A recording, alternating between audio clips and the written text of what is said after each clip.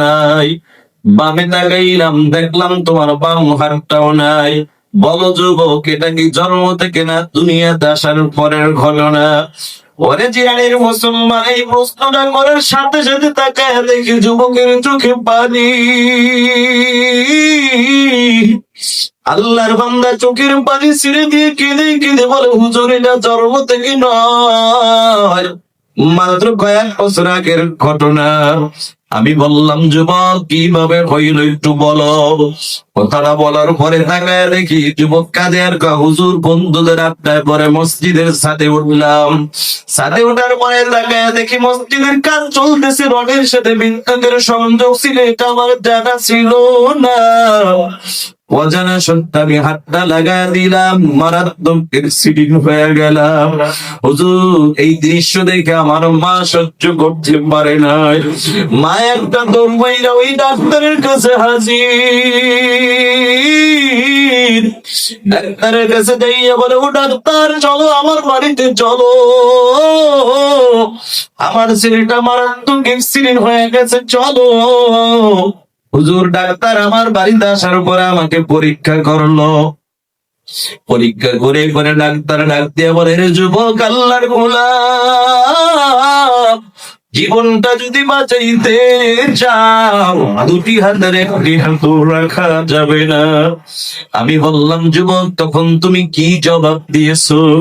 ওরে জিরানির মুসলমান এই কথাটা বলার পরে আবার তাকে দেখি যুবকের চোখে পানি। আল্লাহর বান্দা চোখের পানি ছেড়ে দিয়ে কেঁদে কেঁদে বলে, হুজুর ওই মুহূর্তে আমি আকাশের দিকে তাকায় বললাম, আল্লাহ তুমি আমার হাত তোমাকে আমার যদি নিয়ে যাও কোনো অসুবিধা নাই, তবু তুমি আমার জীবন নামক নিয়ামতটা বাঁচাইয়া দাও। আমি বললাম, যুবক বুঝতাম জীবন বাঁচানোর জন্য দুটি হাত কাটতে রাজি হইলা, ভালো কথা, কিন্তু যুবক বলো তুমি খানা খাও কিভাবে, বাথরুমে যাও কিভাবে, জামা কাপড় বড় কিভাবে? প্রশ্ন জাগে কি জাগে না? জাগে। বন্ধু এই প্রশ্নটা করার পরে আবার দেখি যুবকের চোখ দিয়া পানি।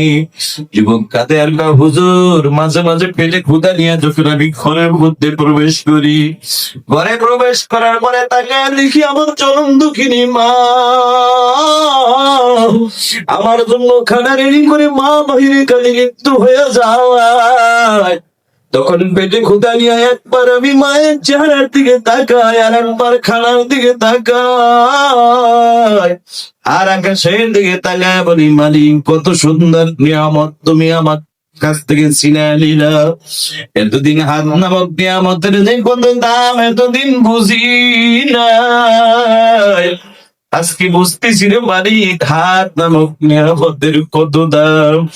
যদি আমার হাত থাকতো পেটে ক্ষুধা নিয়ে মায়ের চেহারার দিকে তাকায় থাকা লাগতো না, নিজের খাবার আমি নিজ হাতেই মুখে তুলে দিতে পারতাম। জোরে বলেন ঠিক না বেঠিক?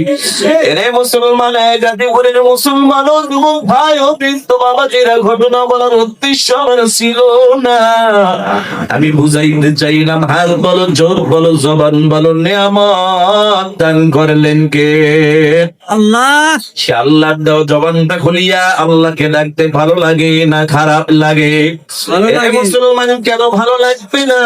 এই যে সামনে আসতেছে শুন, তোমার নেতার পিছনে স্লোগান দিবা 500 টাকার লোভে বইরা, অমুক নেতার চরিত্র ফুলের মতো পবিত্র, অথচ খবর নিয়ে দেখা যায় নামাজ পড়ে না। এখন তো কথা ঠিক না বেঠিক? যে মিথ্যা স্লোগান দিলা, বিনিময়ে তোমার বাজেট 500 টাকা, তাও যদি এলাকার কোন পাতি নেতার হাতে পড়ে যায়, দেখবা ওখান থেকে 300 টাকা আবার গায়েব হয়ে যায়। কথা বলো ঠিক না বেঠিক? হাতে পাইলা তুমি 200 টাকা, 200 টাকা হাতে পাওয়ার বড় বড় খুশি। আল্লাহর একটি আমাদের গোলাম ওই জবানটা দান করেছিলাম আমি আল্লাহ, আমি আল্লাহ তোমার জবানটা খুলিয়া তোর নেতাকে ডাক কোনো বাধা নাই, পার্কে ডাক কোনো বাধা নাই, মাকে মা কয়া থাকতে কোনো বাধা নাই।